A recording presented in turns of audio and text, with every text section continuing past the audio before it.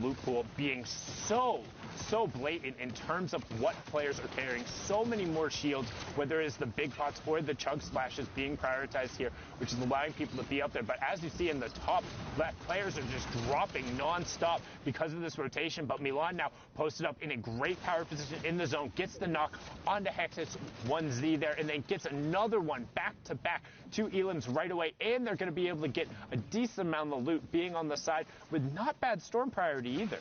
Yes, that jump pad that was used saved them so many mats, got them in such a good position to get that low ground tunnel off, get that vantage point secure and cut off at the end of the day.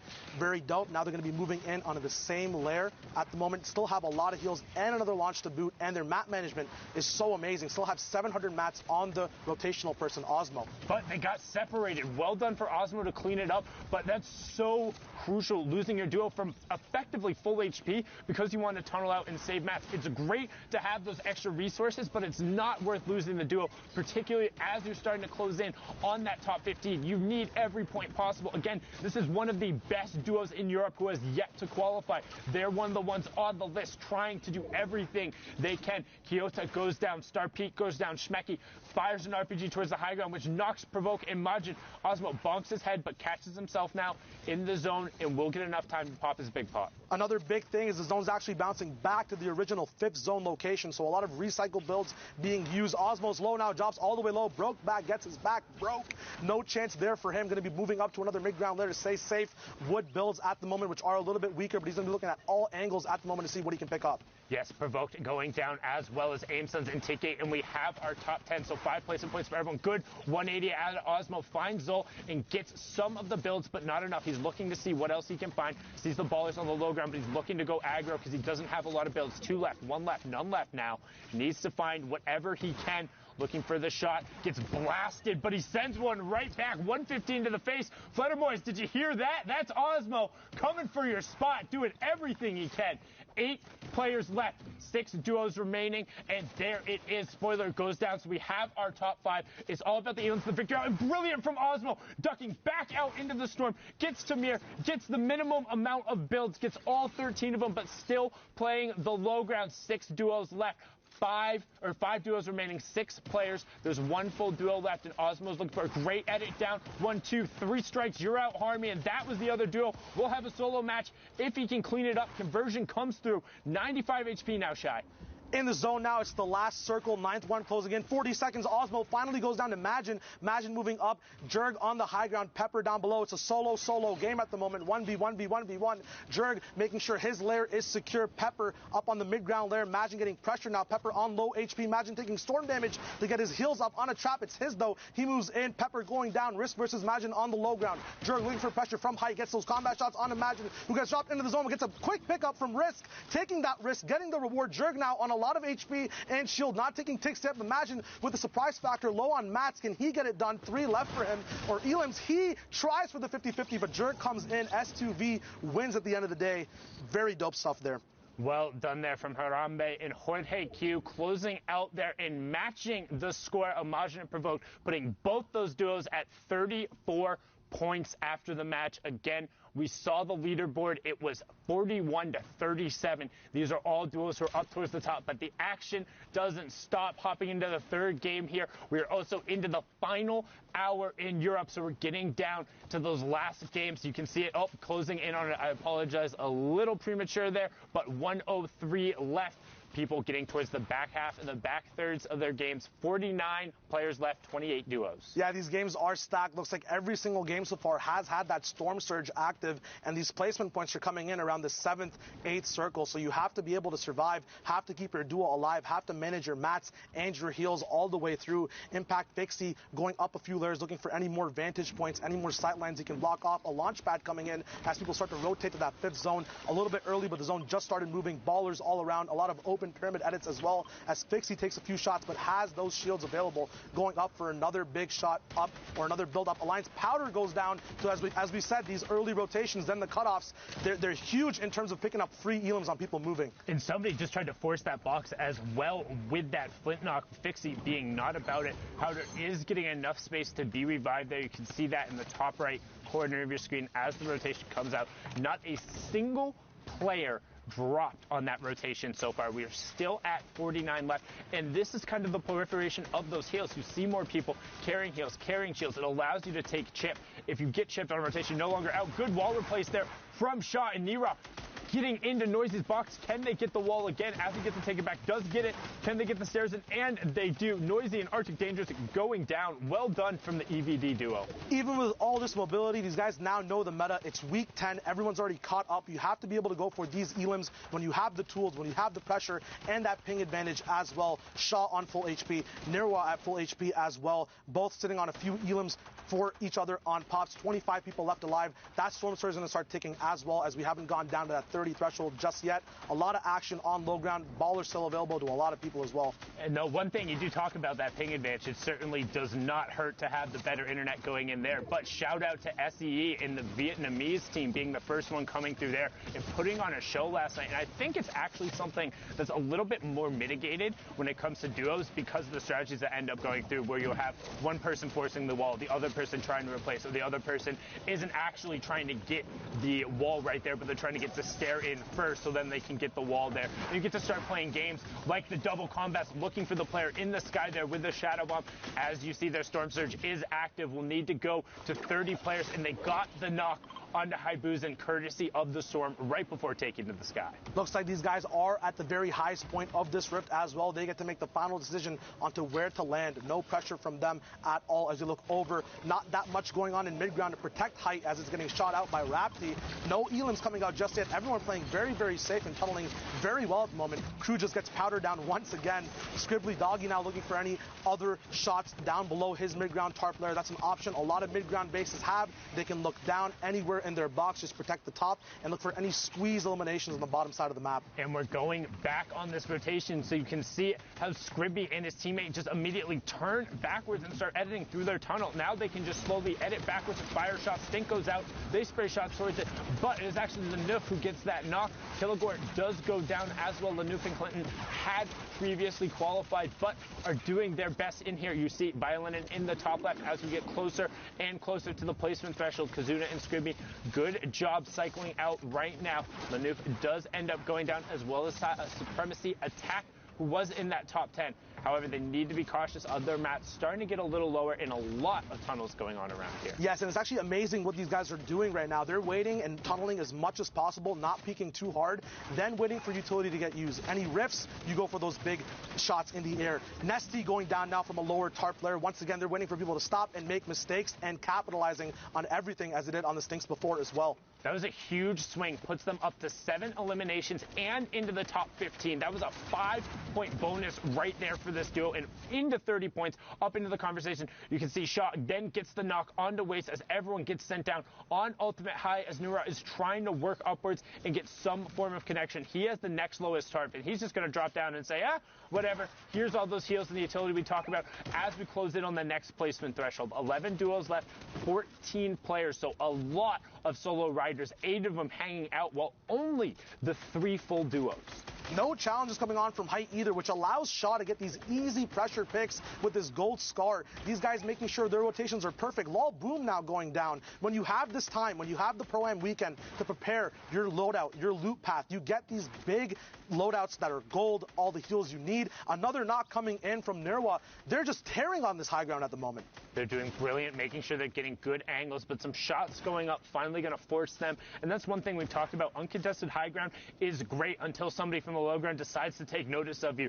You are the only one raining down the shots. However, cover yourself up and just reset. You'll get that advantage back. As you can see, Nura and Shaw doing a brilliant job of this, but look at the chaos on the low ground. Right now, you have Nura in your top right, Scrib Doggy in your bottom right. The rest of the action on the left side as Nali gets taken down by Kazuna, and we have our top 5, so it's all about the elims and the victory route as Violinin finds Fixie right after he gets past the 3 duos left. Drop down ends up coming through. Scrib Doggy, will he find it? But instead, Nura comes in late to the party, cleans up 1, cleans up 2, and that is it. Shaw and Nura take home the victory royale. 10 eliminations, 44 points, putting them in contention again. We're into the final hour of Europe. We're right there. These are the matches that decide those last spots. 4 are up for grabs, Shai. That's it. 4 left. It's all around the world, man. Low, mid, and height, everything getting contested. Juice to milk for eliminations on every single layer. And Shaw and Nirwa just played it perfectly there. We see the chaos of all these builds, all these layer switches, people just trying to survive. It is the last week as well. Everyone's just trying out their honed strategies over these 9 weeks of preparation. They've had solos and duos. A lot of people splitting up, playing with new duos as well. We've seen that a lot in NA East, as well in EU. As we get into this next game, Issa and Camo on the low ground. Yep, and you can see that controller duo trying to represent and do everything they can. Issa having already qualified for the solos, Camo trying to find his way to New York City. Can they make it? And this is actually one of the thinnest end games we've seen so far, with 39 players left, still 22 duos, so a little more action going on the mid game. As you can see, representative Issa and Camo's 8 elims right now. Super impressive, and there you go. Finally now into that last hour.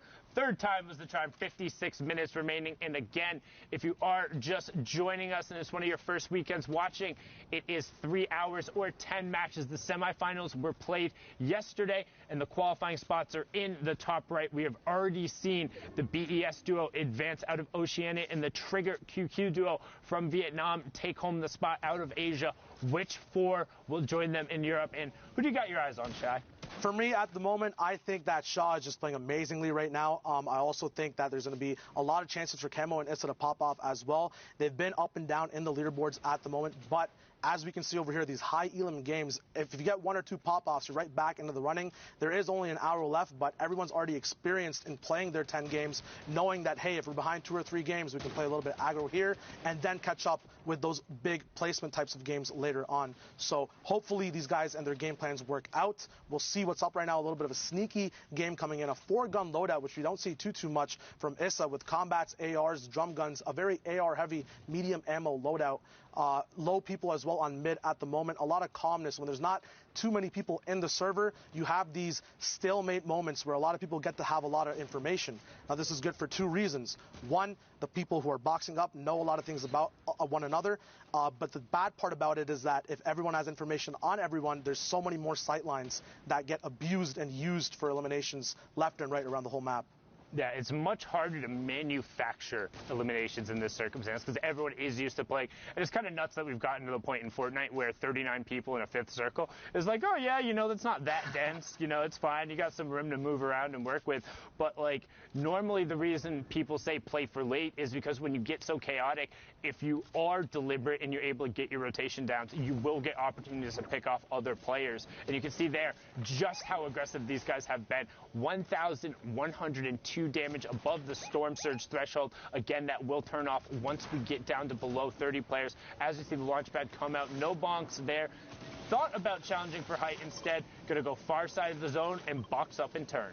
Camo now missing his partner, actually. They finally get together once again. He's going to be boxing up, waiting for any elims to happen. These guys have 8 elims together in total. Heavy Snipe coming into onto the box as well in front of him. No follow-up, though, as it's not possible. These guys are on split layers, although that's very good for sight lines and different vantage points. Sometimes the synchronization can get desynchronized when you're not together with your duo partner. Stay with your buddy. Particularly, it's week 10. Come on. Like, how many times, like, unless your name is Mongrel, like, trying to just 1v2 the rest of the lobby generally hasn't worked out for a lot of players. And right now, Issa and Camo recognizing that, getting back together, still on 8 elims, and now they're going to try and kind of level out the loadout. Interesting to see him dropping the heavy sniper in favor of still running the double AR, but I'm Trash living up to his name there as Issa just blasts him with the combat shotgun. Can't poke there, can't challenge against one of the best players out of Europe. Gets the conversion over, and we're closing in on that top 15. Very, very smooth build over there to get right back up to his partner. But no, these guys are split now. Issa going on for a 1v1. Camo getting a nice low tier or low ground lockdown on his enemy. Max going down on 60 hertz. You got to up those hertz, but you got to see these people coming. Camo moving around. Issa popping off on his lair as well. These guys are owning the whole server, making sure everything's getting shredded down on numbers. Ash going down as well. The finish is coming out. These guys have collectively done so much damage. Drop-offs. It's chaos. Mods going down. What's happening over here, Sunday? 15 elims now. He just ran up to 15 elims, and notice how he's constantly checking his side. Can make it 16. Zaito goes down as well. Who says you need a teammate? He says, Mongrel, who? My name is Ghost Issa, and I'm here to make a play. Camo's in a box. What's in a box? It's the Ghost. duo. They want to make it to New York City. They want to go together. One isn't enough as we're closing in on the top 10. 38 points so far, 17 elims. They're already on 22 points just from this match, but they will not stop yet. There's still chaos going on. Pushes forward. Jexy goes down. Trap gets armed right next to him, and they're into the top 10. Issa picks up another one on the high ground. They're on 19 now. He needs to circle back around and find the zone, and he finally does. Narshni goes down. Delay goes down. Top Boy goes down. Closing in on top 5, and he finds it. Jinsen goes down as well. 6 left. Are there health bars working? They haven't taken any damage that's significant at all. Still both alive on separate. They're playing solos. Guys, you queued up for the wrong mode. What's going on? It's 9th circle, 8 people alive, both on separate layers. Still 3 stinks available for pressure, doing their own thing. Back-to-back intensive goes down. The workout's too much for him. Another sting going on height to help out his buddy Issa on low HP. Camo, finally these guys are getting put in check. Issa taking stinks. 1 HP. He goes down. Can Camo clutch up? A mini coming up. The enemy pops in with a heavy sniper. Mark bringing down their big rain, but so many eliminations as we move on to the last 1v1. Alphen up with Mark going and bullying the last solo player left alive. Issa's big rain going down. Camo also going down as well. Alphen with a big combat shotgun pop shot. Intensive 8x finally going down as well. They secured the elim points. They secured the victory royale as well, but Camo and Issa, holy moly. That was huge right there, but not to be understated. Alphen and Duo picking up 18 points right there, 8 elims, and the victory royale. Zeke, that was nuts. Sundown, that was absolutely insane. I mean, first of all, it's so awesome to hear Shai's voice and hear how incredible he is at casting. Let's just a great first cast. That was great beautiful. First cast, especially in that game with Issa and Camo. Controller lords, you got to think with another pop-off performance like that. Yes. They could be potentially contesting for a spot. They could be the only full controller duo to qualify for a World Cup. It is the last chance for any of that to happen. So with games like that, Zeke, this is just the start of the day, by the way. This is the first block of games. We have way more Fortnite, but for now, let's hang out with Bala. I know you've pulled some clips for us to take a look at. Let's see what you got. Yeah, I can explain. I can explain some clips here of what happened into those games. Tickle, I mean, he's by himself. He's trying to clutch up, and everything was going wrong there. He ended up being placed underneath the stairs. His heavy snipe didn't get the wall. The turbo build came in, and then even here, getting the stairs placed, this duo was going to come out on top of him, but he's able to stay composed, get the elimination, and then another situation that was unexpected. Somebody lands right behind him, and he still managed to get away, even with low HP. And when we looked at the leaderboards at the front, we saw all of these teams that were in this game here, Orc and Andalex on high ground. They use the chug splashes to recoup a little bit before Telek unfortunately gets a little antsy, jumps out, and that's going to be the end because both Andalex and Orc are looking down on top of him. Here, Osmo goes on a tear with his teammate Milan. And I mean, some of the things that they did here, this was really interesting to me because you used to run out in the storm and just tank the damage from the storm to get the loot. But in this case, he's using the chug splash to recover instantly. And then what a catch there from Osmo. We're going to look at another team here, Provoked and Imagine, who are so close to qualifying week after week, especially last week 8. Provoked actually goes down on a waterfall there as somebody makes its way there. But this shot was disgusting.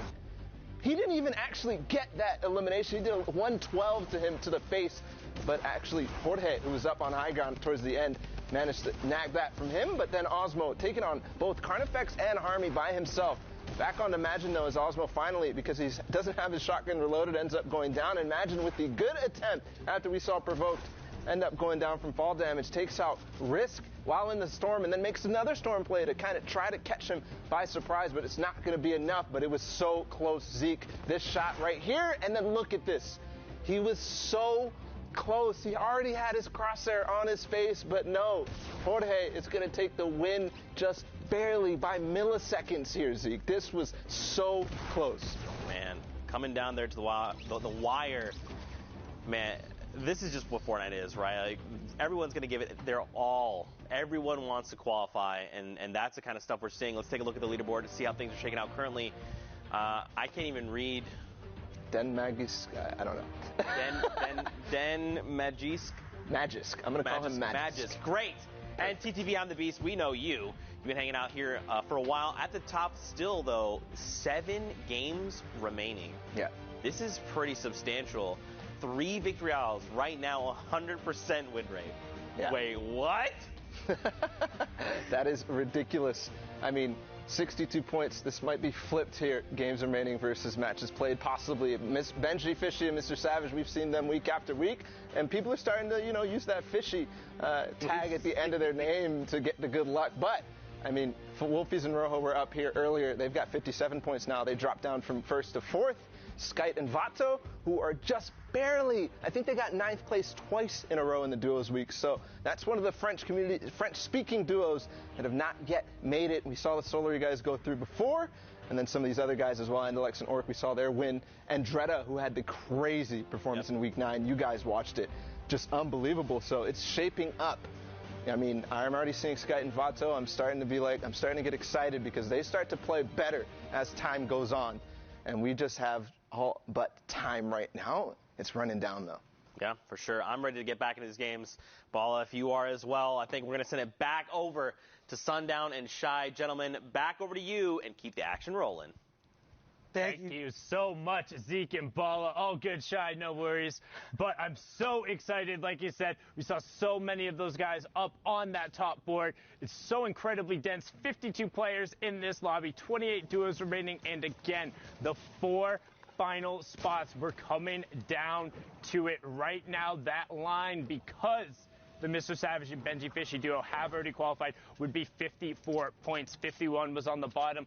3 points separating everyone. That's how tall you have to be to ride the ride. And Storm Surge is on again, Shy.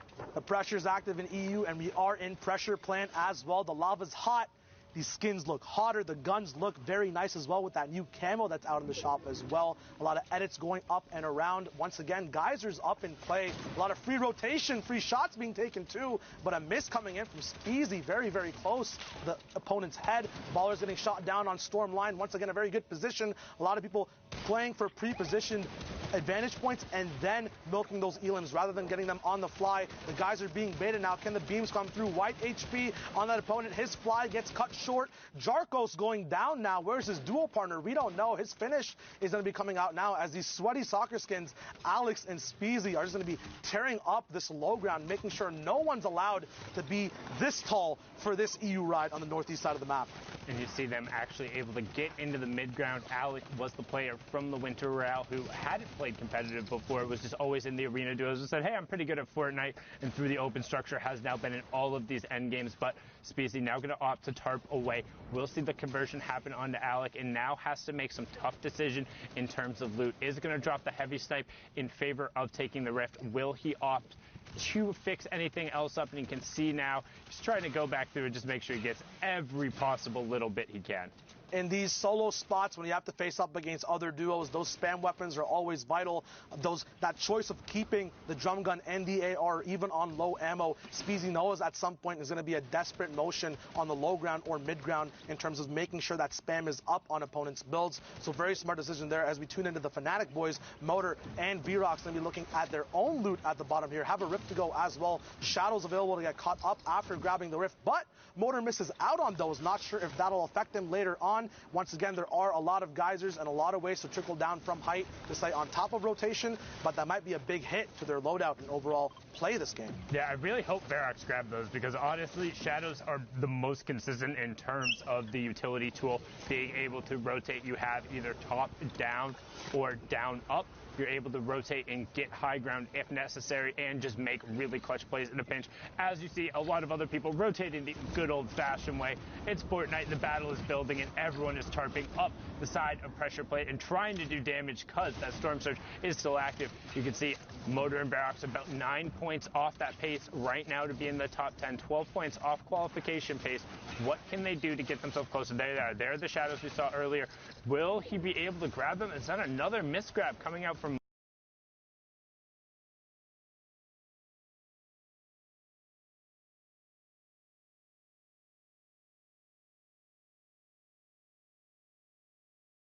balance from those duels as well. Vrox goes down, but he did have a slurp ticking while he let Motor play with those chuck splashes. You know, it's easy to have a very efficient chuck splash in duos, but on rotation, it's very hard to hit you and your partner. So very smart decisions there.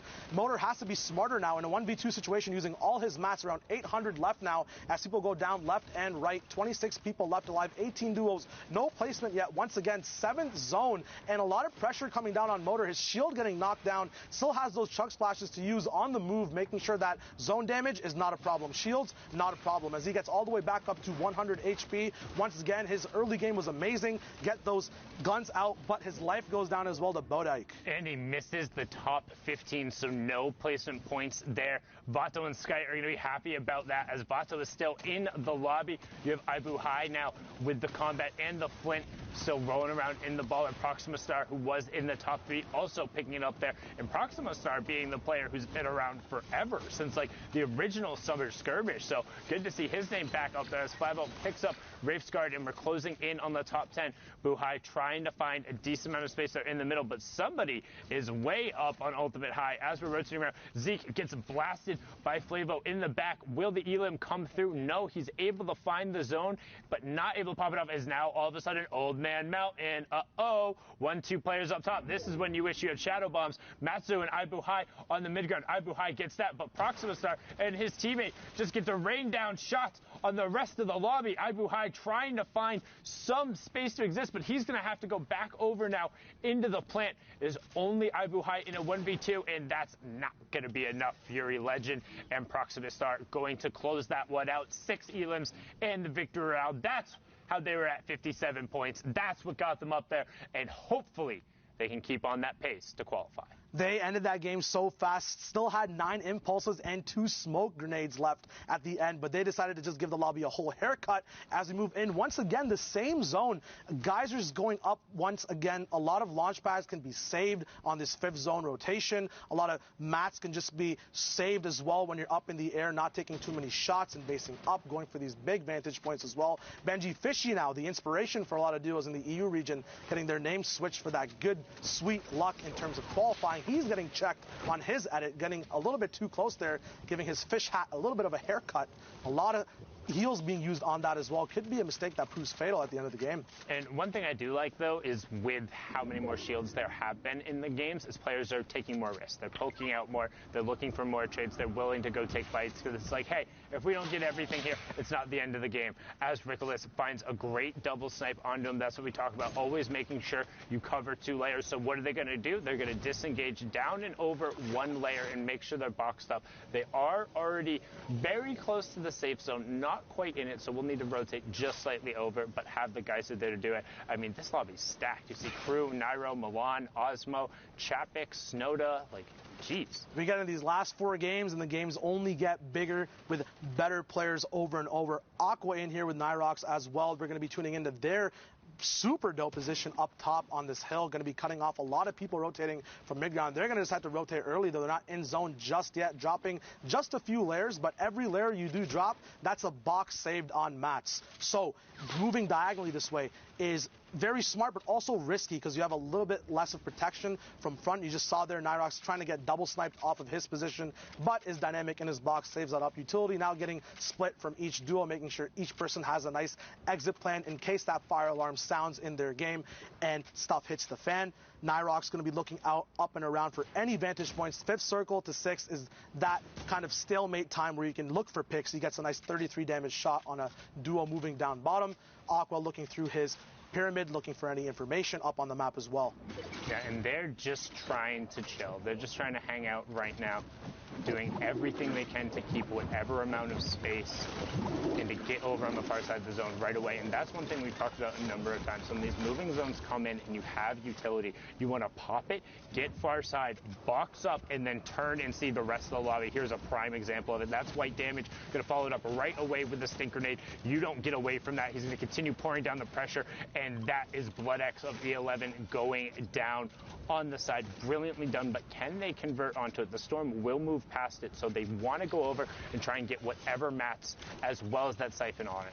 Once again, EU is so good at just using their utility and following up with the shots. Nyrox now going down, unfortunately, could not cover his head up top. Very still smart plays there, playing off of his thing, saving that last one until he had damage rather than just using it for an impact in the game. Always make sure you're milking the most out of the stuff you have in your inventory. Benji now still alive with Savage, looking for a reload while the wall goes down. Very unfortunate there. That small mag size of the infantry rifle proving to be fatal in terms of getting that elimination point. Benji and Savage now in the same box, getting caught up in a big community rift. Chapek's going down, getting knocked all the way. Not sure in the rift or beforehand. That Elam coming through though, that shield will go back up once that server starts moving and the storm goes over that down enemy. So he actually got knocked because that was the shot that he hit right before on him. That was the 87 tick. The storm ended up then ticking him over and then getting it. That was that extension where it's a minute after you've damaged someone. But we have our top 15, so 3 placement points going out to everyone.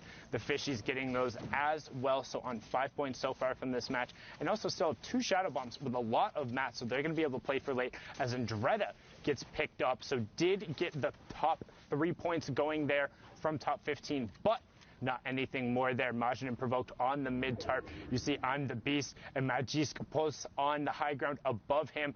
Takeoffs just below. Zappy and Red Rush, another duo who have already qualified, just below. Anonymous 27, not to be confused with Anonymous 72, just below Dementos here as he's tarping towards the side, trying to make it into the top 10. A lot of mid-ground tarps coming out now. The zone will start moving in more awkward ways. A little bit of time for Dementos at the moment to see if he can put pressure down up top or down below. Putting vertical pressure upwards as a mid-ground tarper is very, very hard. His duo is down, but does have 6 eliminations. Pay over there. These guys have 8 in total. Looks like it's going to be 9 now, unless, no, it was just a finish on Dementos. He's going to be going over on his tarp once again. But it got him into the top 10, so it's fine that it wasn't his conversion because he still gets 2 points going there from knocking that team out right as the teammate went over. Now Dementos trying to find some room. So far they have gotten 13 points from this match, but they need to pick up the pace there. We saw the top duo was on 60 plus, being up 44. Needs every possible point as 27 picks up Trox. Dementos still trying to tarp over, edits himself back in, finds an angle, but immediately gets cut off. Provoked finds the conversion onto 27, and Dementos is just going to chill, popping that utility. And again, we've talked about it, just so many more risks and time you get there. As he's going to drop down and start to get to us. 1 shot, 2 shot, 3 shots. Can he find it? 4. Finally gets it after using 6 of the 10 combat shots there, but stops Provoked and gets him into the top 5. That could have end up being huge, but Pulse and I'm the Beast working top down right now. Look at the chaos on the low ground. Tohaj being picked up by Benji Fishy and Evade ADDZ adds, closing him out there. Another player who has played in the skirmishes before. Beast trying to find whatever space he can. Dementos blowing up. Adds there as now it's a 1v2. Dementos in the bottom right. I'm the Beast in the top right with his partner. Magi's post. And there for the high ground. Dementos goes. Launchpad straight up. Max Glidehead comes in. Can he build it away? Magic pops him off.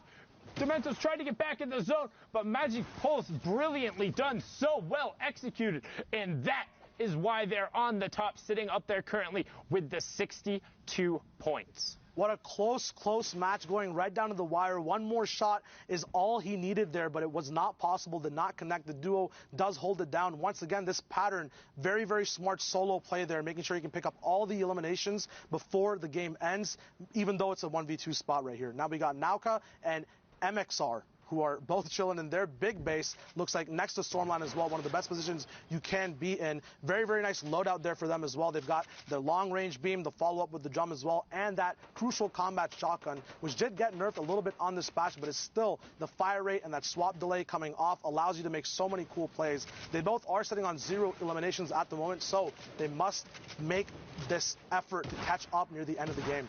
Yeah, and just one thing in terms of the combat shotgun change, I feel like it's kind of mitigated just because of the removal of the shotgun timer. It ends up allowing you to kind of do, a lot of people call it the TPU Classic, where you're ramping out and you're able to effectively tarp and shoot at the same time with very minimal amount of exposure. And I think it sort of makes up for the slight change in the range in terms of the tiles and how much damage it does. So the combat still being very, very, very strong in the current meta, but you can see MXR being able to push in, trying to find the conversion. Is some pressure from above and just goes for it. Gianni Jr. showing why he's not Gianni Sr. being taken down there outside the top 20. No placement points for you and a lot of time wasted in that lobby.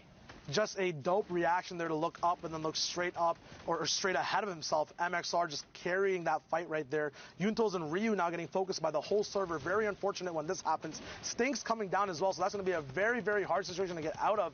Ryu now going down. Haiko getting his third elimination, putting him and Ono Kill together on the same or on 4 eliminations there, making sure their points get counted up. 35 points total at the moment. That placement point's going to be coming in 4 more duos coming down. 35 people left alive, so that zone surge will also be an option as well. Yeah, and that was a high-value stink. And that's one thing you talk about, you know, it feels really unfortunate when you're getting focused by the whole server, but the reason you're getting focused by the whole server is because you're in an obvious 1x1 that was just rebuilt without priority on the next zone. If everyone is going to focus you, it's much easier to just pile in. You can hear the Rift go off left eye, trying to hit it, trying to do everything he can. Will end up finding it there. Storm Surge is active as we have 18 duos left and 34 players, so pretty much everyone has a buddy with them.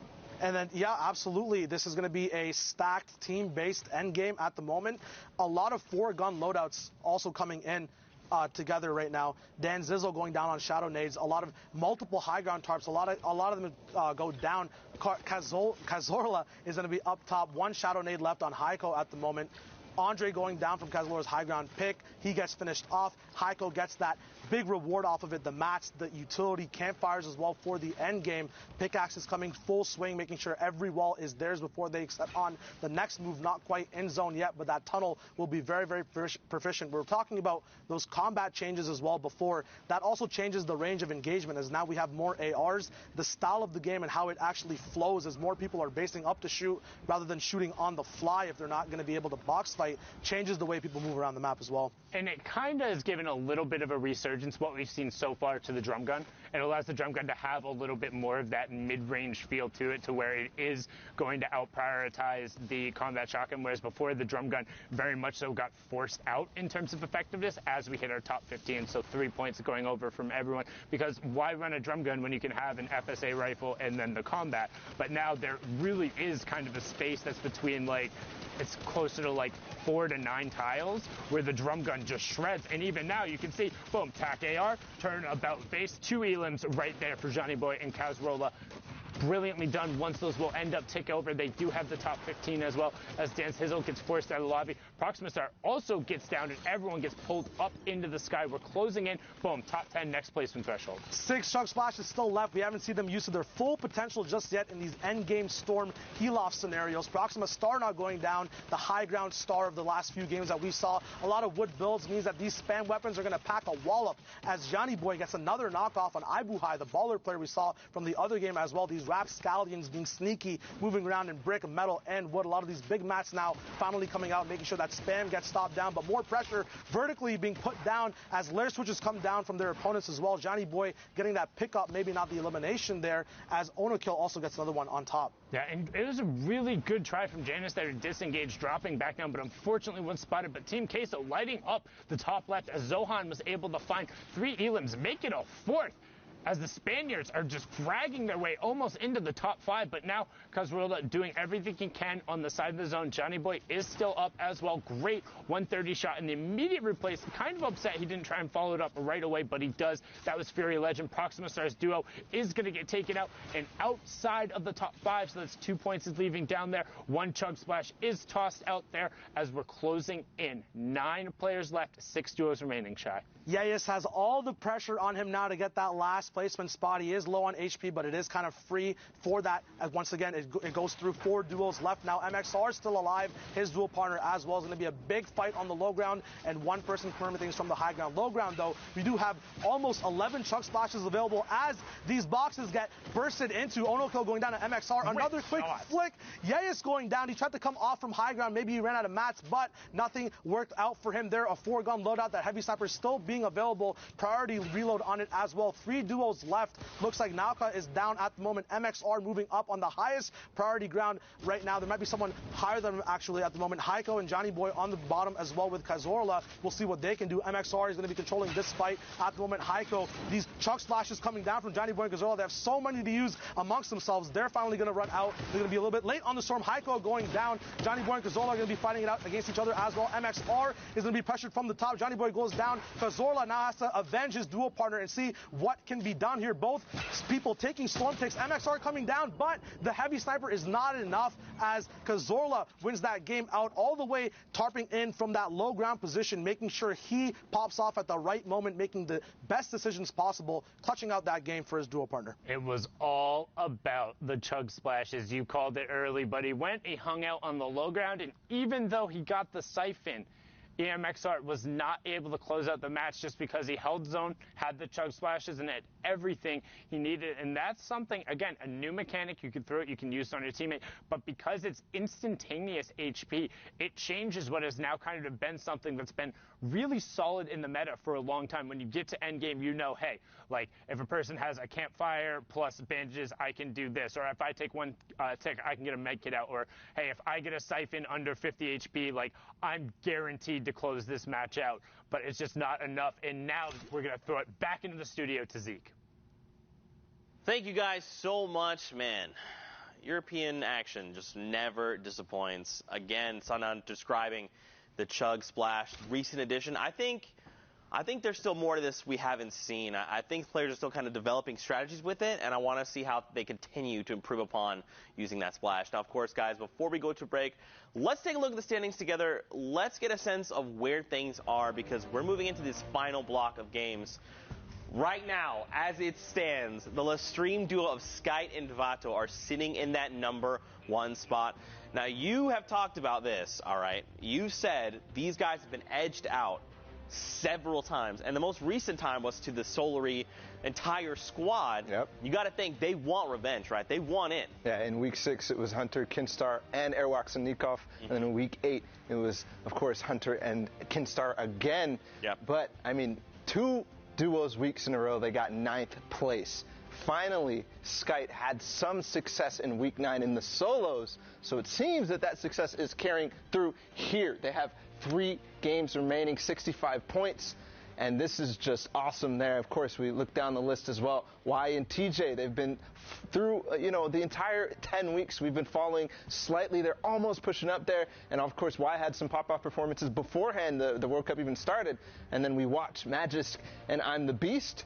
Their performance there, we haven't seen too much of a movement here yet in that score, right? 62 points is where we left them off in that game, and they're still obviously probably playing. We'll see if that updates, if they move back into that first place. And then moving down the list, basically, so we have Wolfies and Rojo, they keep moving down and slowly going down. So there is 4 spots up for grabs. And something that's different, though, no Stompy and Shinken, no Benji Fishy and Mr. Savage. They're down here right now, but they're not taking up these spots. So it is the top 4 that are going to be going through. And since queues are about to close, we're about to start getting into those final matches.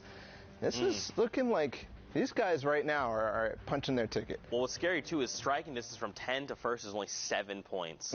It's only 7 points. A straight-up Victor Real is going to get you that 10-point threshold. If one elimination along the way, from 10th, you're jumping into contest #1. So we'll have to see how things unfold. But for now, Fortnite fam, we are going to go to a short break, get up, stretch legs, come right back, though, because we have more Fortnite action after this.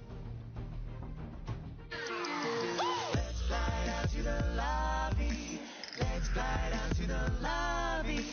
Let's fly out to the lobby to get your spots and numbs. Burgers from dirt to munch. Tacos Royale with brunch. Red juices, a tasty treat for Lil Whip, Peely, and Pizza Please. Let's slide out to the lobby to get your spots and numbs. Let's fly out to the lobby to get your spots and numbs.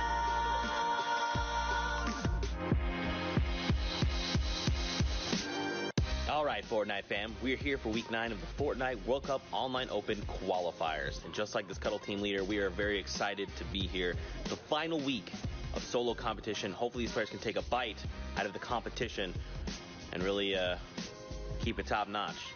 Codename Elf. Guys, are you ready for week 9, the finals day? Man, I just had a whole bag of cookies. a whole bag of cookies. He's the yes man. I'm so happy I don't have to be near Zeke for much longer. We got some qualification. We got a dancing banana, too. I want to see Zeke wear that at some point during the World Cup. Fortnite fam, you guys know I love it when you use that hashtag Fortnite World Cup. We actually have a social producer that helps sift through all the tweets and all the incredible things you guys send us, and his name is Nick Brown. All right, guys, my name is Nick Brown, and for the Fortnite World Cup qualifiers, I've been working as a social producer. So basically, every time any of the casters say use the hashtag Fortnite World Cup, I'm the one who plays defense to make sure that none of those cheeky tweets with bad words end up on the big screen.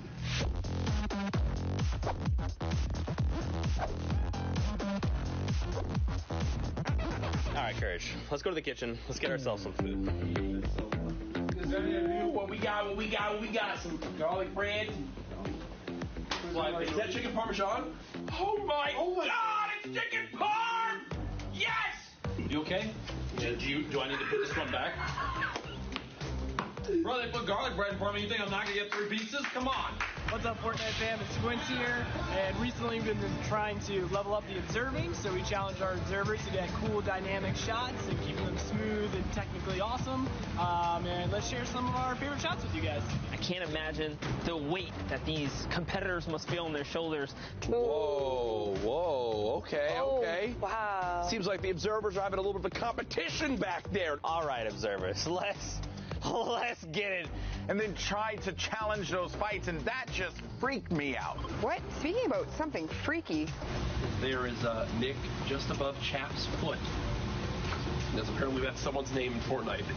You don't know about that, Jack? No. I mean, you really need to step up your competitive Fortnite knowledge. It's okay though. It's Chap's foot. Like physically, he plays. I hate you. What's up? It's Monster D-Face. What's up? Yo, Monster. You know you're my favorite? Yeah, absolutely. If I told you were my favorite, would you believe me? Probably not. We all know Sundown's his favorite dance. That's why, dude. Right there.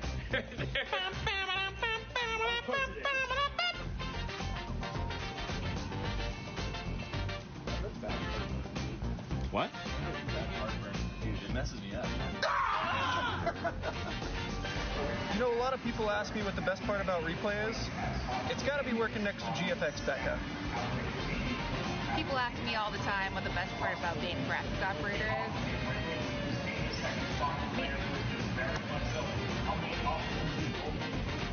Someone here specifically that keeps the ball rolling no matter what happens. And his name is Jordan. What's up, Fortnite fam? My name's Jordan, and I am the production manager on the Fortnite World Cup Online Open. My job includes making sure the production happens smoothly, handling staffing, catering, any technical issues that may arise, making sure everyone else is doing their job. He's really good at stuff. We're on a break, and Jeff is going for the high score.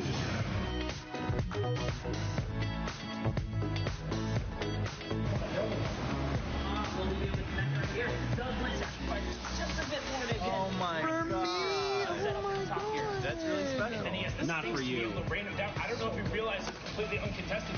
It's over. Week 9's done. Goodbye.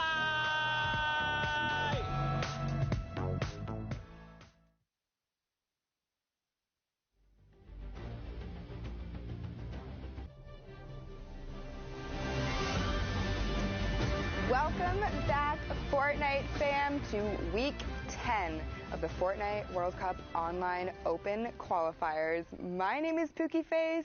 We've gotten into a little bit of the European action. We're playing duos today. I know I'm excited to see how everyone fares. We only have a few more spots left in New York at the end of July. So without further ado, I want to get into more games, but in order to do that, I need some casters. I got Zeke. I got Bala. Boys, take it away. Thanks so much, Pookie. We are here. Can't stress this enough. This is the final week. This is it, week 10, final opportunity, the final chance for players to earn a spot in the World Cup Finals in New York City. It cannot be more stressful than this. No, it can't. There's only 4 spots up for grabs in the EU, and we're already seeing the story shape up. Skyt and Vato might be making that last-second clutch into New York City. But let's get into action because we have to figure out who is going to be left standing when the dust is all settled. So let's get into games.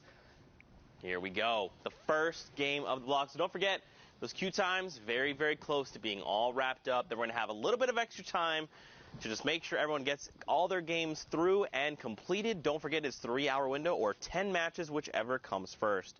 Hopping on here with Kiklos, ZQ, and his partner, Swats. 4 elimination between them. 41 players remain in the current lobby with 22 duos still left. Look at this circle right now. Yeah, it's going over that entire ravine there, the bridge in the middle. So kind of a little bit of a treacherous path, but I can already see, just based on the stances of some of these players are taking, they're ready to hop over with the launch pads or shadow bombs or whatever they might be using, and to get in that half in, half out, which is positioned right on that big hill with the, the tree of life, as I call it. Yeah, that's one that I've taken. I just used to call it Big Tree, then I was like, no, Tree of Life makes sense. But if you're watching the bottom right, you see all the triangles. They're already converging on the new safe zone. Nyroc's going to get ripped out of the air immediately. That is another elimination, and Swats confirms it there. 5 between the duo now, and this is huge. Now, keep in mind, they're pretty separated, but, I mean, Kiklos is in the baller, so he can kind of navigate as he needs to. Yeah, but separation is, what actually caused that elimination to go down onto Nyroc's Aqua. Oh, the baller. Oh, no. Well, that is so sad to see. Just like he took out Aqua, he actually blew up his launch pad right before he managed to get on it. So Aqua going a little bit too fast, but here he's going a little bit too fast for his baller. And again, split from his teammate, just like he said, Zeke. Is he going to be able to find anything from here on this low ground position? A little bit tough. Trying to divide and conquer, I mean, it can work for you, right? Like, if you've got the confidence, you've got the skill, you can absolutely make it work. But look how far away diagonally he is right now. I mean, you got to think this is the top 1%, right? Don't forget, the top 3,000 or 1,500 duos from the region move on to finals. Maybe you'll catch some people off guard, but for the large part, you're not going to catch many, incredible players off guard with that kind of tactic, right? Like, they're going to be looking. They're waiting. Like, someone's going to do something cheeky here. I just feel it. 44-88. Oh, my God. Okay, listen, Ref's guard. Well, all right, I was going to say pull off another shot. He just beat me to the punch. It's like, Zeke, I got you. Don't worry. That infantry rifle being used right through the window. So strong at putting out those high damage numbers right away, taking down that duo. And actually going to manage to snag the loot as well. Meanwhile, on the rest of the server, I did see Boyer and Crippa. I saw Dementos in the lobby. So Boyer and Crippa, one of those teams that a lot of people were looking forward to, qualify for New York, but not having those performances in this lobby. We'll see what they're able to do. Obviously, Haxguard and Ref's guard are Haxcore, are way on their way towards that top of the leaderboard, but the RPG coming in. So I believe, if I remember correctly, I think Crippa was actually picked up, and I think Boyer's by himself. Once we can take a look at the high and wide shots here and establish things, we'll get a better sense. But right now, rotations need to begin happening. Shadow bombs are being popped, and look at this. Going to try and reposition here with Ref's guard. That's good. Team is back together, and the chug splashes. Thank you, teammate. And it comes out. Didn't catch it. The player drops down to 76 over on. There you go. Sigma has been eliminated, going back to the lobby. And that is exactly how you want to place the traps. When you drop somebody into the box, make sure you place it on that front wall or the roof, and then you can rotate the stairs accordingly. But they have no chance of escaping from the left or the right when you place it in that fashion. Great reaction there from Haxcore and Ref's guard, and we're going to stay on them. First round of placement points coming out. Right now, they have 3 eliminations, which in and itself is huge. There you see Boyer goes down, has been eliminated, even Alliance Powder as well. And this lobby is just going to continue to thin out. Edgerkill going to be picked off as well by Pappy, and this just continues. Benji Fishy is also in the lobby as well. He's going to pick up Mav Joe. And right now, I mean, if you're Ref's guard and you're Haxcore, you're probably thinking, like, I'm watching the elimination feed. I know these Titans are in here.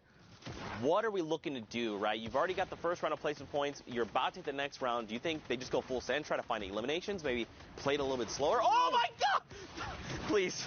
Oh, God. I was going to say that's what they're doing right now, but that's definitely going to put them on the back foot. The flint knock is actually going to knock him back into the zone. He used all the chug splashes, so that's not going to be useful to get back in, but Haxcore still up. They did take out Benji, which was the player that RPG'd them, kind of caused them a little bit of chaos and panic.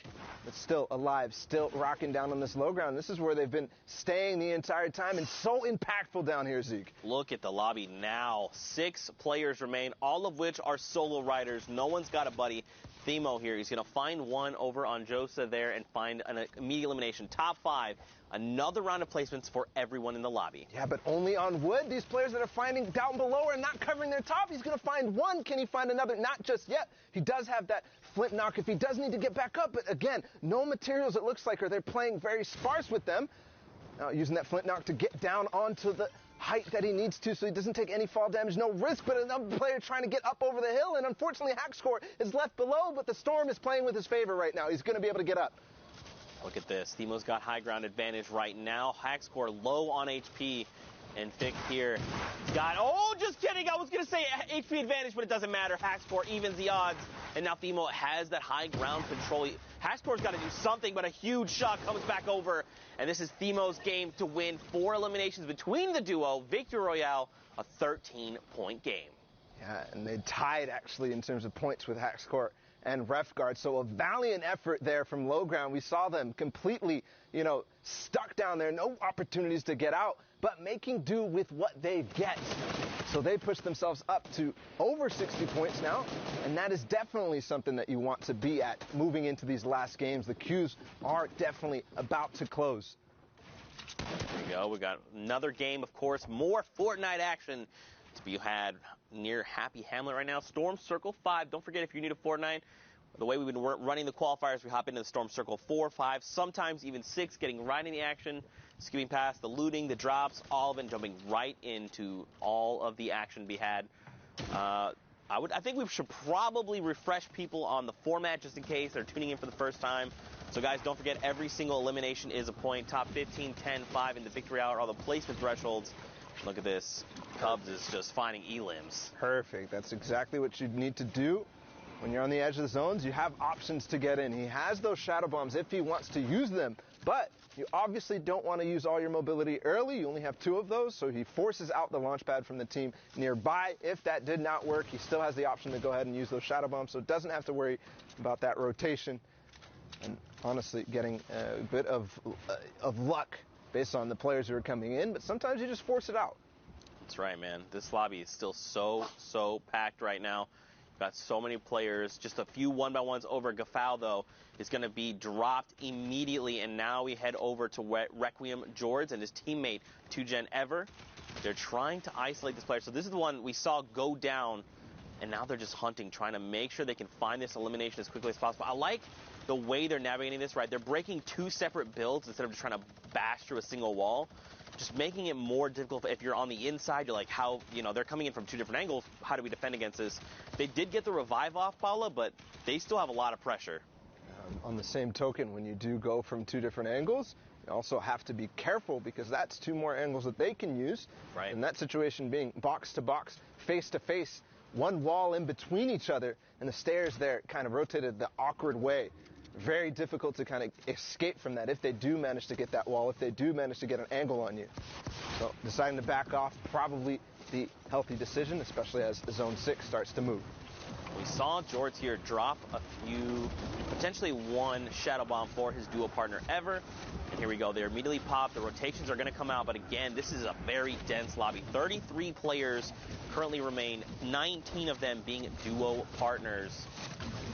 They need to find more. You got to think, obviously you want to try and make placement. That's huge, but every extra elimination is going to make the difference on impacting that leaderboard. And I'm sure this is things they're thinking about, right? I'm just thinking aloud right now. Oh, perfect. Kassery gets traded out there, trying to make a late rotation.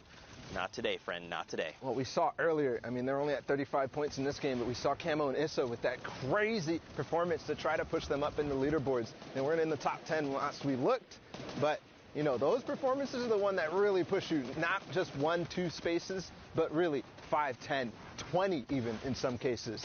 That's right, and look up top, FaZe Warwind and Atlantis Tux. They've got themselves the high ground advantage, which is huge. It's going to make a difference. Look at this. Someone trying to challenge, and immediately they say, we need to bail out. This is not the strategy. And Razny gets shredded like shooting fish in a barrel, comes right out of the sky, and the elimination is confirmed.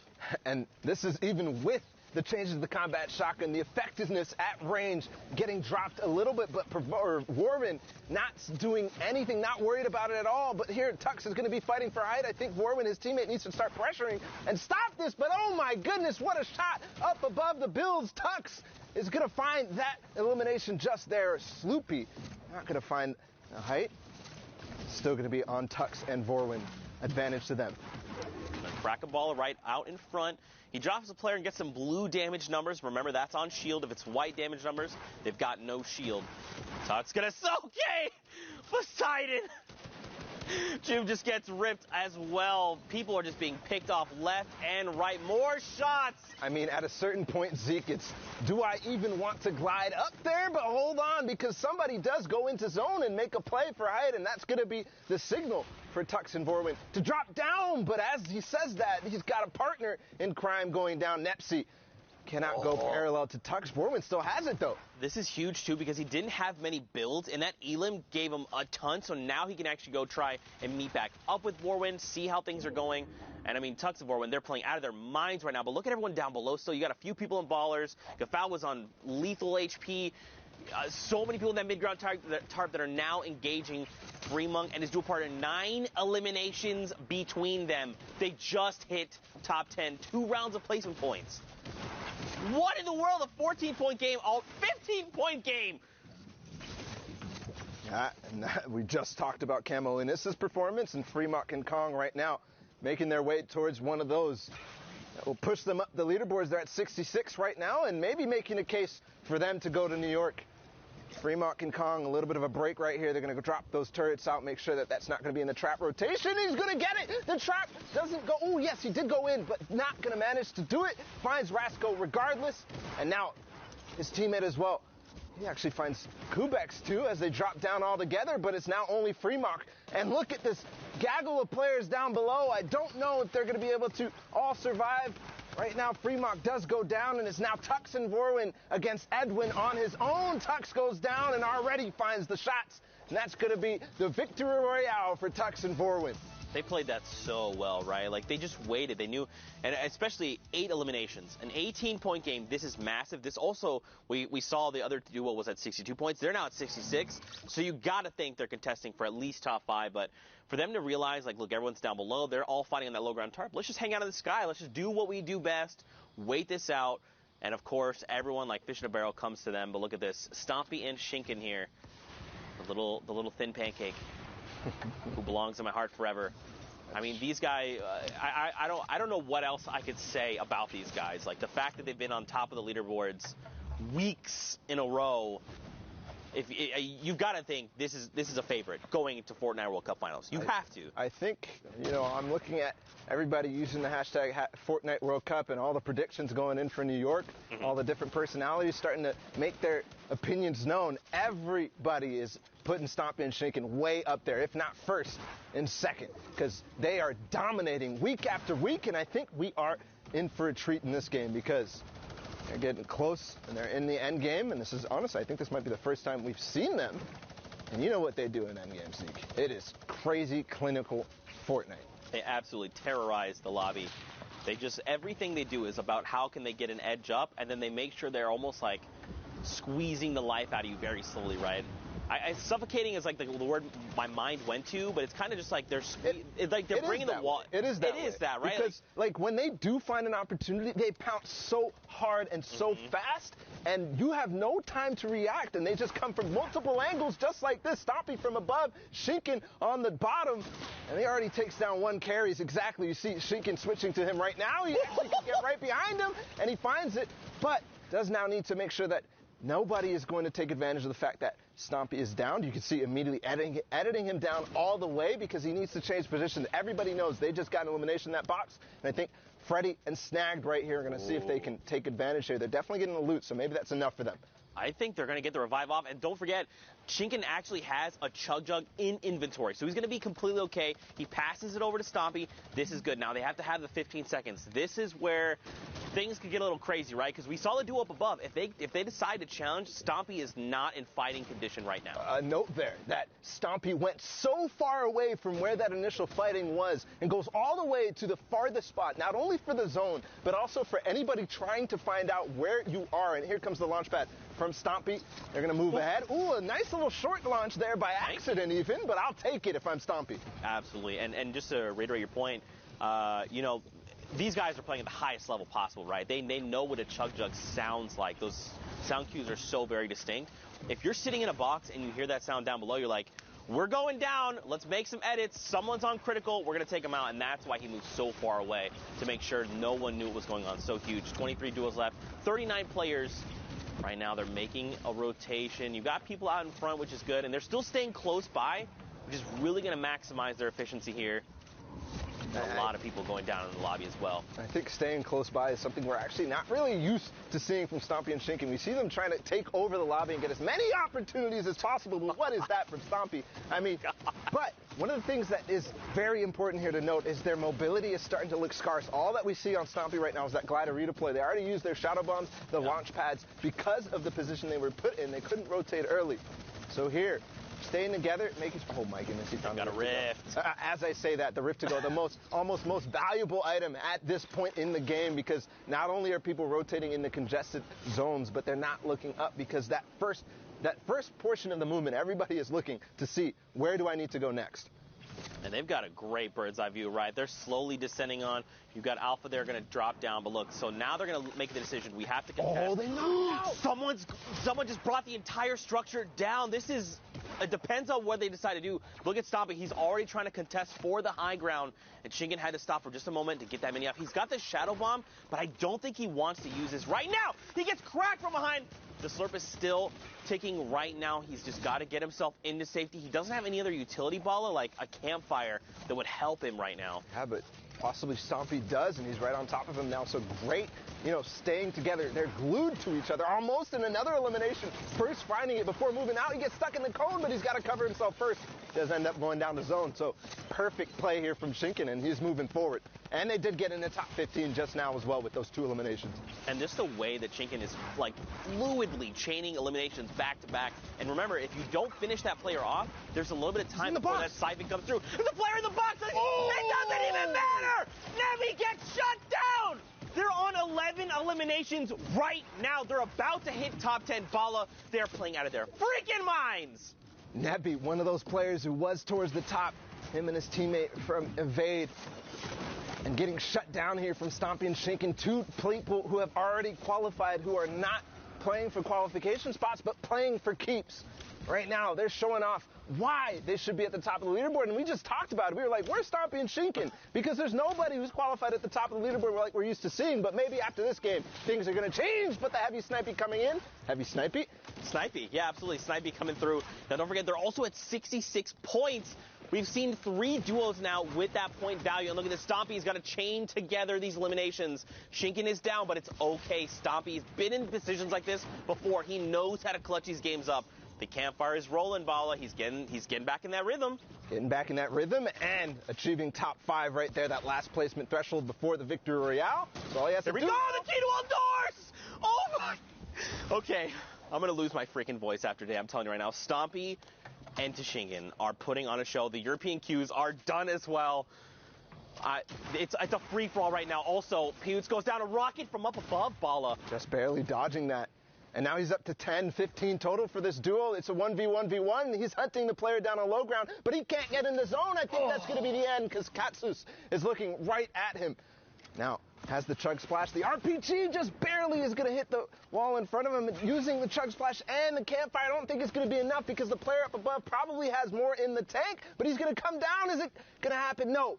Massey is going to win that game against Cactus over the heel off there, and that is just an unbelievable sequence of events. We followed Stompy and Shinken from the beginning, and look where they ended up. 15 eliminations, the most out of any placement thresholds besides the Victory Royale. That is a performance for the ages and a reminder of why we need to be scared of them going into New York City. That ain't no little tiny thin pancake, bro. That's a big old beefy pancake covered in delicious syrup. You like to see it. But of course, guys, there's more Fortnite action. We've got more games hopping in right now. Got Dervig and his duo partner. They've got their eyes set on another duo sitting in a box. I believe they've got double heavy snipes. That's why we ping this out. A single shot's going to come out and wait for it. Okay, so they're going to break this wall. They want to get a little bit of a better vantage point. That's smart, right? Because they're over that little lip there. Nope, they're not there. But now you've made you've made the heavy sniper known, right? Now this other duo is like, well, they're looking to take shots. You know, the panic launch pad. I don't necessarily know with that panic.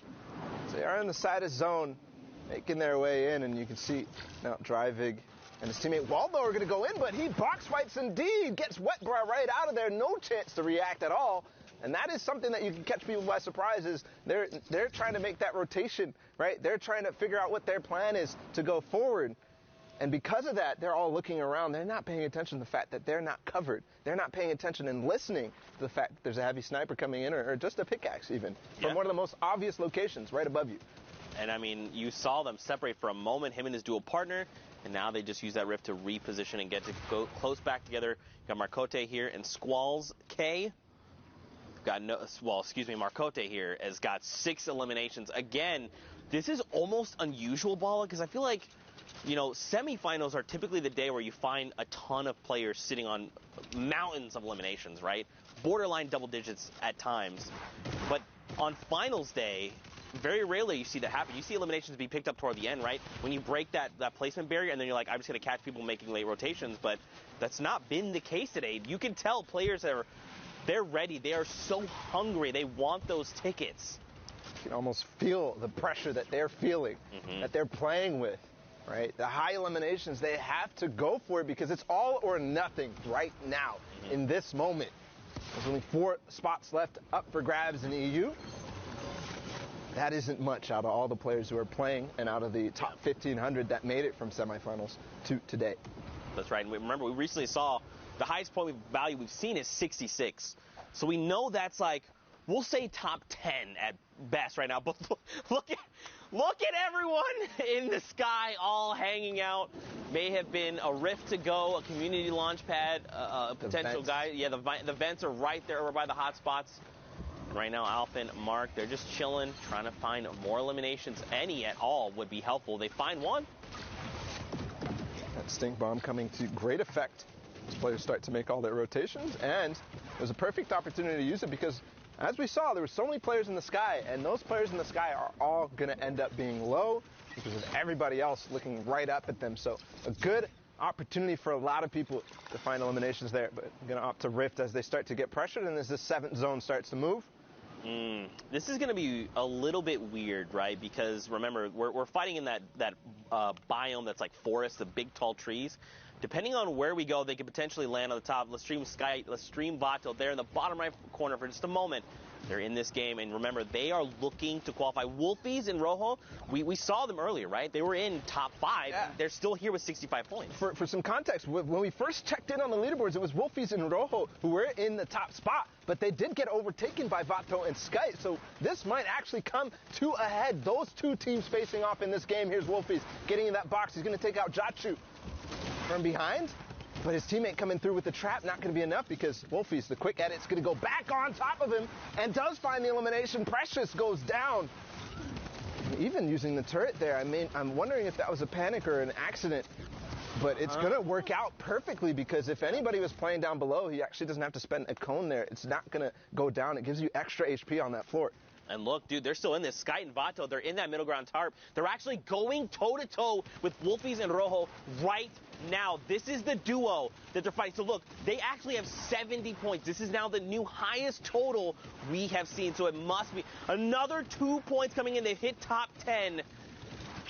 The next threshold they're looking at is top 5 Bala. It's coming down to the wire. And you can see how careful and calm they are playing. They're making sure that they spend the time to use their heals, use their items, because if you don't use them, you're going to lose them. And finding one, that's Dreivig, who goes down, and they're still pushing for that top 5. They're still pushing towards that victory royale and looking really good while doing it. I thought that was Wolfies and Rojo. I thought with my heart of hearts.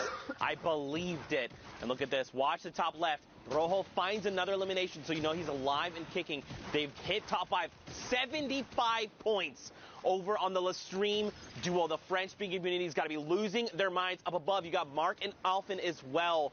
The question is, where is Wolfies? Where is Rojo? Where are they in relation to each other? This duo right in front of them very well could be them.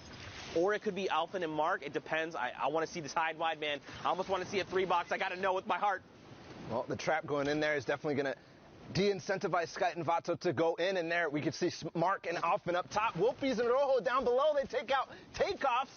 And now it's all time to go right down. They know exactly the situation, but Skite gets taken out right away by Wolfies, and they're still fighting. Vato goes out. Rojo and Wolfies take the win there, and they're still going. There's only 2 players remaining. It's a 1 versus 1 right now. Low HP, though. And Smoke, Mark, and Alphen are going to come up from the top and clean up house. That was insane. They ended with 77 points. That extra 3 points would have probably helped get them to that 80 threshold and just help build that lead. But this is absolutely insane. I think, Ball, for now, we got to send it back in the studio. We got to meet up with Pookie. We got to see how things are going. So, Pookie, let's send it your way. Thank you so much, Zeke. I am here in the studio. Those games are absolutely wild. EU is, like always, not disappointing, that is for sure. But I am joined with my good friend Sundown. He has got some clips for us. I know you got a little bit of Stompy. Can't wait to see that. Show us what you got. Yeah, let's actually jump in right here with some of the duos who have been popping off so much today in the last block. First off, we had the VAR duo of Refscar and Hackscore being able to put a ton of work on the mid-ground. So first, you can just see catching the players who are trying to rotate through, putting the legendary infantry rifle to work, finding Comey there, but watch what happens on the rest of the mid-ground tarp. That's one thing we talked about, being ready to fight at all times. Catches Booth right there, 0 ping, won't save you as Refscar, then immediately edits around, checks another angle, gets the cleanup on Idrakil. That wasn't his knock, but the materials that he ends up getting from that was huge. But Hackscore is then covering the other side, is able to get the other part of the Valhalla Vikings duo, and now they're going to work. Benji Fishy, one of the best players in the world, going down on the backside, brilliantly done, and Hackscore picking up another one on the Impact Fixie, fragging his way into the top, but wasn't able to close it out. Tux now, on the other hand, was a one-man wrecking crew here. Just watch him going to work on the backside of the Storm and putting the combat shotgun to work. I mean, for me, you can tell he's got adjustments there with how Tux is just lasering people. And then that shot was so good, catching Nipsey in shadow form as he dropped down around the side, and he wasn't done yet. Again, we've talked about the power position that is the high ground when you're able to work from top down, close the bottom of the store, and Tux and Vorin just close out here, making sure he's phased through the floor to get Edwin. Now, we've seen a duo trying to qualify. Here's a duo who has already qualified and are potentially one of the best of the best in the world for this part of the competition. Now, got the trade off there. Shinken gets the revive onto Stompy. He's sitting currently at 4 elims. They're on 6 right now, but let's start counting, because Stompy is going to go to absolute work, and this is just catching people in rotations and being aware. The quick double right away pushes them up to 8, and that was Melside too on the backside of it. Now they're up to 11 because Shinken was able to go to work, but the revive on Stompy ends up being the difference because he's able to push through.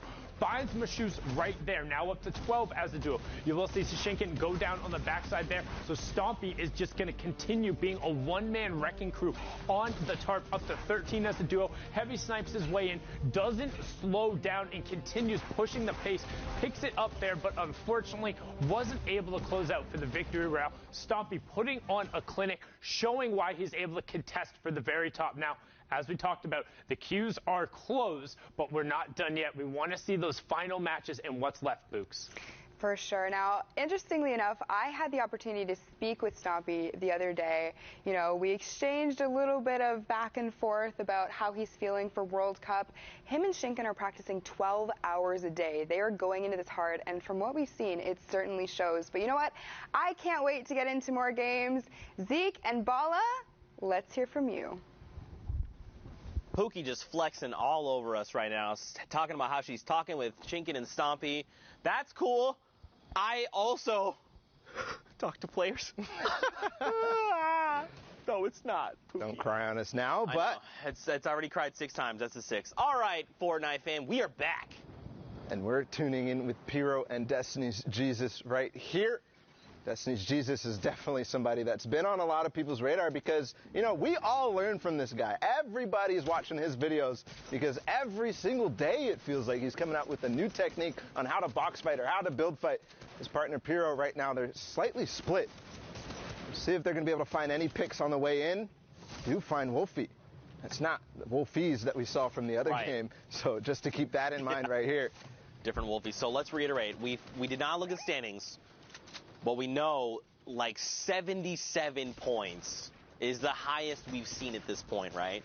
So for Pyro and Destiny's Jesus, especially with maybe the last few games, they've got to make some really big things happening. Right now, Pyro is saying, don't even worry, fam. We've got you. We're going to pick up eliminations left and right. They've also hit the first round of placement points. This is going to be super, super beneficial for them. Yeah, and when I said they were split, I didn't actually realize that they're not even split at all. They just kind of have two different angles here that they're approaching. Finding picks right here. Destiny's Jesus looking down that south side and Pyro looking over towards the east. And finding those eliminations, not only does he have those, but he's feeling comfortable because he's finding those picks, getting the siphon, all that. They're getting themselves healthy, but he has 2 Rip-to-Goes as well in the inventory as Carnage is to go for heavy snipe. But, that is why you kind of need to make sure that you're not going into these situations, these end games, with low white HP, with low health. Because if you don't have any bandages or anything like that, you're not going to be able to recover that without siphon, right? And if somebody is carrying, by chance, some stink bombs, and they realize, hey, I can go ahead and throw this on this box and get 2 people ticking down at the same time, that's value from that stink bomb. And also, finding elimination because he was low, too low to even survive even a tick from it. And I mean, they made it very known that what they were trying to do, right? The first heavy snipe came in and blew the wall out. At that point, you got to just build a wall, re-edit your ramp, and then just like move a 1x1 space back, right? A grid space back, because you know what they're trying to do, and you got to expect. I did not expect that. Another stinker here, and this is what I'm talking about, right? You already see the players trying to get away from the stink bomb there, but in a similar fashion, you got to be ready. You got to think, what could they have at their disposal? They're trying to pressure us right now, especially this position. We've got to be ready for a stink to come in. But right now, Carnage is going to look to reposition. Pretty good spot right now on this far side of the circle. Now we're just waiting. Heavy snipe comes in. The tree's in the way, though, and I don't think there's a player directly in this box. He might have thought, because the tree was in the way, that they were hiding behind. Yeah, exactly. When the sound is there, you kind of hear the sound cues. You know that there's something coming. But regardless, there's a player. He comes in from the side. They both edit into the same box from different walls, and that's going to be the end of probably both of those duos, unfortunately, because they're fighting right on the edge of zone and with balls ahead of them as well. They're not going to be able to make their way out that easily, and a lot of players are going to realize exactly what's going on. But look how high Vapors and Yuto are right now, and we're already down to 12 teams in this game, Zeke. I mean, they've got the builds, they've got a flint knock, they've got a chug splash, just a single one if they need to get crazy. They dropped out in the box, the first shot misses, 125. And Land gets destroyed there. The chug splash going to help top him off. Unfortunately, look, his dual partner Yuto up above has been dropped, so now it is all on the shoulders of Vapor. They have 3 eliminations between them, so they've got to chain together more if they're looking for more points. Thankfully, the Storm goes back the opposite way.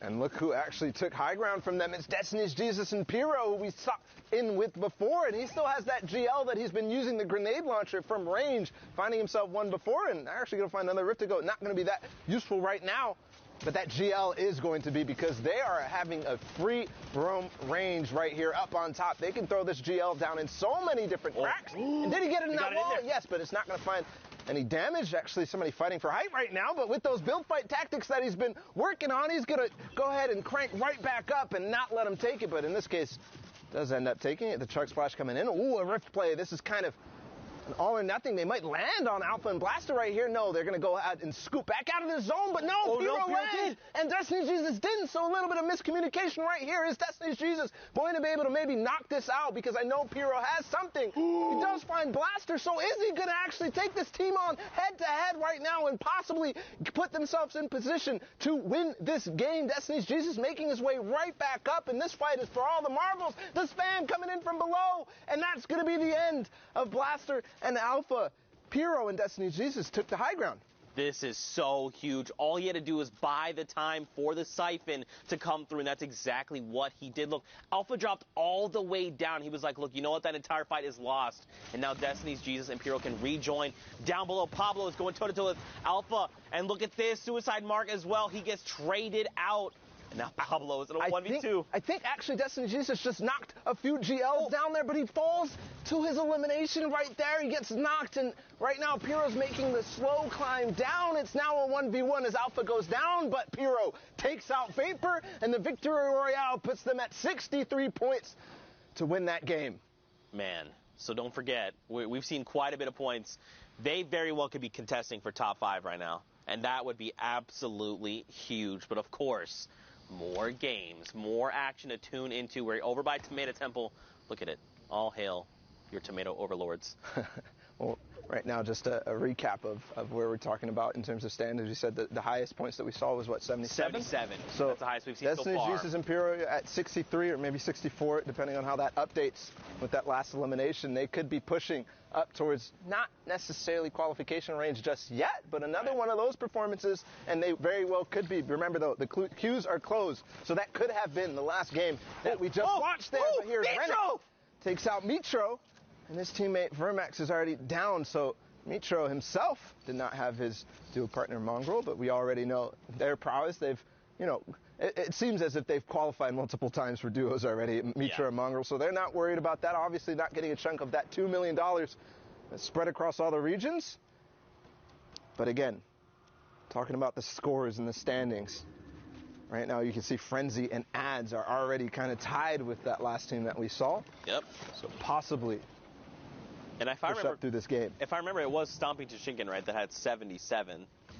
If I remember correctly. It's honestly there's been so much action. If that's an assumption that we're trying to make, I think we can go ahead and make that comfortably. I think what I was also going to say in regards to that is that don't forget they've already qualified, right? So even if they're sitting at that number 1 spot, that shifts the entire standings down, all right? So not 1 through 4th that are going through, but instead 2 through 5th will be going through. But right now, and that's a story in and of itself. Yeah. Stompy and Shinken, they have done it every single duos week. They have done it every single duos week. They have not missed a beat on making sure they're up in the top spots every single weekend. Man, to get and be able to get that kind of practice, right, and to keep doing it. One thing would be we qualified, we hit, the very next week we hit first, all right, then we've hit at least maybe top 10. But no, these guys are hitting top 3 the value back to back. Stink bombs right now, Zeke. I think he's going to get both from this last one. I think this is going to do it. I think his HP is going to be gone, but no, not throwing it all the way ahead, but he's going to find the AR shots regardless. So Ghosty and Jameef falling to, he actually still has 2 more stink bombs right here. That's crazy. And don't forget, these get more valuable as the circle closes, right? Because remember, this is the space of, or I guess the stink cloud is a little bit bigger than a 1x1. So as that circle continues to close, you can really be putting some people in really tough spots, especially when you're basically just saying, the entire play space you're in right now, boom, I have dealt it, you're smelling it. Classic Zekeism right there. He always gets the last laugh. But moving into the rest of this game right now, it's Zeke and Narcos on high ground. I really got to reach out to Zeke here because we have the same name, and every time Sundown is on broadcast and says his name, I look and I'm like, wait, did you say my name? Does he need me? Oh, never mind. It's just Zeke and Narcos. Yep, that's fine. Yeah, always on high ground, always winning games, something that Zeke is not familiar with. Dang it, I was going to make the joke. You beat me to the punch. But Yarkos and Zeke are certainly familiar with it as they take high ground and hold it against Kaspersa, who tried to take it from them. Yarkos is qualified in solos, not just yet in duos, but we'll see here if the Polish duo can do it, can qualify for New York. They're at 57 right now. We saw a couple of players that were ahead of them in terms of points in this game. Right. So everything matters. Remember, every interaction counts. I think he has another opportunity here to knock down, but no, they're not going to take it. They're going to decide time to back off. But as that branches out more and more, hold on, because Hadkos falls directly into somebody's box, and I think that's going to be the end. Yes, he falls to the zone because that player takes advantage of the, distraction that he had up on high ground and knocks him out from below. Yeah. Now it's Frenzy and Ads that I was just kind of referencing in terms of their points. At 66, they take the high ground, Zeke. Look at this, 67 points now. They're trying. Now, don't forget, we saw, again, 77 is the highest we've seen so far. They're 10 points in striking distance, and that's if that duo was in the #1 spot. So you've got to think, again, these guys are contesting for top 5. We've seen teams literally sit here and trade places, and if they hit top 15, this would be huge. Lestream, Vato, and Skyt are in this game, Bala. That is huge. And they're at 77 as well, So as we what? see and update their scores. So just like you're talking about, 77 is that point to beat. Right now, they're going to find another. The cone slide comes in. It's Takeoffs again who goes down, and his teammate Andretta falls to Tux, who is with Vorwin. We saw them win the game earlier. And look, dude, they jump up to 81 points. They hit the top 15. Those first 3 points are so crucial. And look, they're just waiting it out, right? This lobby is going to continue to thin itself out. Zeke, my boy, unfortunately gets picked up in another round of placements. 83, Bala. 83. They could very well clutch this up and just be the point leaders. This could be it. Skyt and Vato could finally, after 10 weeks of trying, after 4 duos competitions, all those weekends finally paying off, possibly here for Skyt and Vato. We've seen this exact situation play out in that game that they got all the way towards the top 5 last time, with a lot of eliminations racking up as well. They're playing slow, and they're making sure that they're going to get that ticket to New York. And if you watch in the top left, Vato, unfortunately, he gets traded out. He's gone down, and he gets picked up by FaZe Vorwin. And right before that, I was going to say Mongrel gets picked up. Skyt's dropped down to 18 HP. In his mind, he's probably thinking, this is his moment to shine in the sun, down to 8 HP. He has to make something happen. Even just hitting top 5 would make the difference right now, Bala. And I don't even think all these builds are his. You could see as soon as he got into the next box, he frantically makes but it's Tux who took out Vato earlier. He uses the stink bomb at the opportune moment and takes out a few more. That's 7 eliminations total. Vorwin's still up, though, so he still has an opportunity to make this work. Oh, man, eliminated 6 there, just on the cusp, but it's okay. Again, that's now the highest point value we've seen. Even evade ads, look at this, 75 points right now. These numbers are getting out of control. Vorwin down on the lowest ground. He's going to be dropped. He's got to break through metal, though. He's got to find Sensei. Look up. He's got to get Sensei. He's going to drop down in front. No. He does not get the trade out.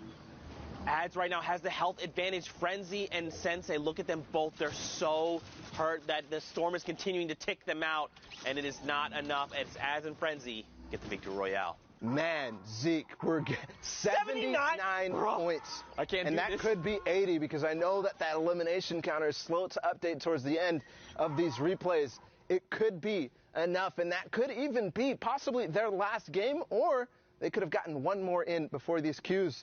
I mean, Zeke, this is coming straight down to the wire here in Europe. Oh, my goodness, man. Of course it would be like this for the final week. It's been like this periodically we've seen moments like this where we've seen players edged out at the very end.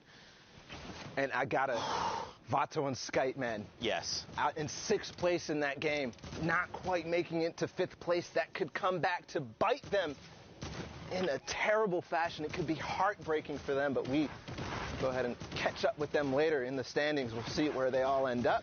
Here, Thomas and Kluja finding 1 elimination this game, and again, we're looking at the point ranges. 77 was that, but as we saw that last game, they pushed over that 77. So don't forget, they're at 83 points when we last saw them. So right now, if you're looking at Thomas and his dual partner Kluja, they could very well contest that 83 points that we saw, right? It's only a difference of 6 points. That's making it into top 10. They're at, top 5.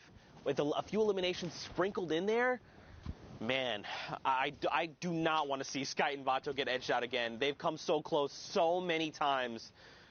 This has got to be their week, and you've got to think they're thinking the same thing, right? They're like, it's all come down. We've put everything on the line. We're playing our hearts out. This is our week to qualify. Just keep your head up and keep positive. And let's not forget about Tux and Vorwin there in that last game as well.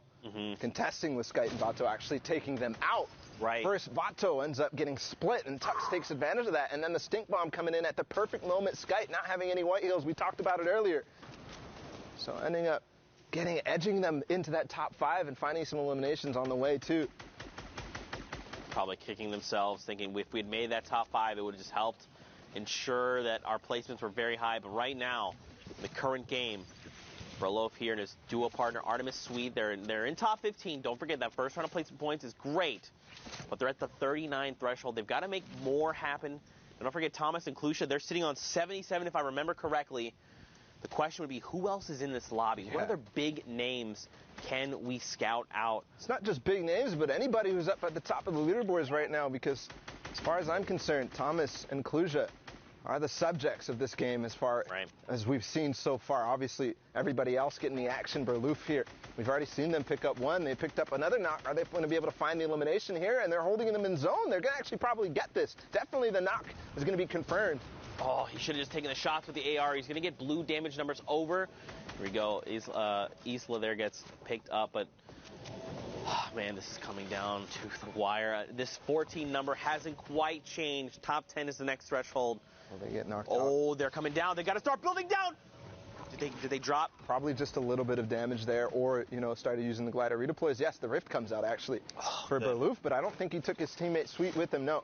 You see only a little bit of white HP missing, so probably maybe use the Shadow Bomb or maybe a Flint Knock or something to save himself from taking the damage, but who's on high ground? He's looking to see, maybe I'm going to make a play right now. No, he's going to decide, I want to join my teammate, and Sweet has a perfect hold for him as he edits him down through it. It's Thomas and Kluja on high ground, by the way. Yeah, this is a game. They need to close this game out, right? Like, yes. We know for a fact, 83, again, in case you just tuned in, that was the highest threshold we've seen for points. Kluja and Thomas, they were at 77 not that long ago. They're about to hit top 10, which is another round of placement points on top of any eliminations they picked up along the way. Down below, though, Sweet and Artemis, Sweet, and Berloof, I hope I'm saying that correctly, they're making things happen, right? They've got the 6 eliminations. They want to try and rack up as many as possible, but they are so far behind right now. And I've got to criticize the use of that second Shadow Bomb there instead of getting into the box. Maybe a misclick or something, because now he doesn't have the rotation to stay with his teammate Berloof, who does have one more Shadow Bomb remaining. They're going to have to path in and walk it in. Right now, again, top 10 is another round of placement points. Everything is going to slow down. Santo is single, unfortunately picked off right there at the edge, missing out on those points. I want to go back up top, right? I want to see what's going on with Kluja. I want to see their points right now. Berloof, Sweet, he's dropped down to nothing. Anyone could accidentally sneeze in his direction and he could get picked off. Someone finds it. It's Detox who's going to be picked off in the crossfire there. Now Sweet, again, he's ticking. It must be within a stink bomb, and he gets traded out. Berloof does. But Sweet, look, his HP jumps up, so he must have found elimination. A second before, if that player doesn't come from behind, he actually gets the siphon and probably survives there. Yep. So everything coming down to these milliseconds decision. I still haven't seen Thomas. Yes, they finally got one elimination from up on high ground. Sweet starting to use that campfire to its full effectiveness here as the zone starts to go back in the other direction. 5 duos remaining, 7 total players. Oh, and Thomas gets picked up. That puts Artemis Sweet in the top 5, another round of placement points. So does that mean, that must mean they both have been eliminated? Yes, they are both gone. Right now on the high ground, you've got a player, and everyone else is super huddled together, because don't forget, this play space is just shrinking right now. Stir 6, his dual partner Twix, is alive. They find Sweet, who gets picked off. I love the placement of that trap, though, and the quick reaction from Sweet to actually edit his cone in a certain way so he can make it out unscathed, but still. 4 duos remaining. 1 player drops behind. They're all the same skin for some reason, and Stystrix is going to be able to find him easily. So that duo down on low ground by themselves right now against 2 more players, Nujulian and Oxy right here. And down below, Stystrix and Twix are the only duo left. They immediately shut down Oxy. They're like, 1 player's pushing us, just let's cooperate, let's shut this guy down, and now they're in a 2v1. Gooden here is going to have the fight of his life, and he's on the 64 points. We've seen a lot of players hovering in that range. This could make the difference if he can find both of these eliminations and the victory royale. 5 points would make the difference. He gets cracked, Bala, down to 23, 13. Oh my God! Oh my God! That was the sickest flint knock I've ever seen! That could have been the sickest flint knock I've ever seen, because if he got that elimination and landed, he could have gotten the siphon and all of a sudden forced this into a 1v1 with HP advantage. But unfortunately going to go out into the zone, not able to control himself with the flint knock. Just like Zeke here, a little bit of excitement there from that play. I'm melting in my chair. I'm just slowly sliding down. I'm trying to collect myself, Fortnite fan, but it's not working right now. Next game, 62 players, 34 duos, still sliding down. 85 points from Rojo and Wolfies? Okay, guys. All right, listen. So they were slowing down when we last took a look at the standings when I was up there with you, Zeke. They were slowing down. They fell out of that first place. They're starting to creep down to that 6th, that 7th. We were talking about whether their games have been played yet, but climbing back in a strong fashion here. They've got one more game, and at 85 points, if they make this a big one, they could break 100 and almost guarantee themselves a spot to New York. They have shifted gears, shifted mindset, and have said, we need to punch our tickets. We need to be on the stage of the World Cup Finals in New York City right now. They've got 3 eliminations between them. Don't forget, top 15 is the round of placement points. They are halfway there. They've got to play this smart. They've got to find these few eliminations, like this one player roaming around. Oh, my God! Elite gets picked off, another elimination heading their way. And look at this, they're just looking to confirm eliminations, beam players as they can, while being as safe as possible, because look at all the resources they've got available to them. Shadow bombs, chug splashes, the combat, minis, they've got it all. They're looking to make this, Bala. It's kind of crazy. I actually thought that he had an infantry rifle in his hands, but no, it's actually a heavy AR, which you don't see used too often anymore because of the effectiveness of that infantry rifle at long range, but you can't. You got to take what you get, and maybe he even prefers the heavy AR because it does have, a bigger clip in it. Yeah. Not doing quite as much damage, but up in the top left right now, we're not only looking at the thresholds reaching top 25, but Mr. Savage goes down in this game. Not too consequential because he's already qualified for New York, but that's another hint that they're probably not going to be making it up there and taking those top 4 spots. That's right. Don't forget they've qualified, which means right now they're playing for money, which is great. So you got to think they're trying to find eliminations. Den Magic Pulse, by the way, someone tweeted at us. That means the magical sausage. You're welcome. The more you know. More shots coming out here from Ollie is cracked.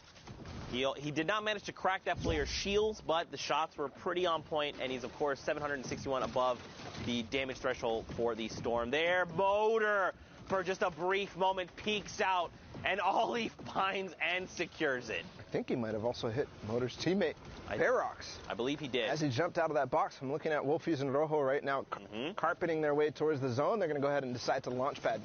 They use that tarp for a second just to get ahead of everybody else, make sure they're not going to, hit their heads and waste the launch pad effectively. But here, Benji using those chug splashes to immediately get back to max health, starting his turtle forward.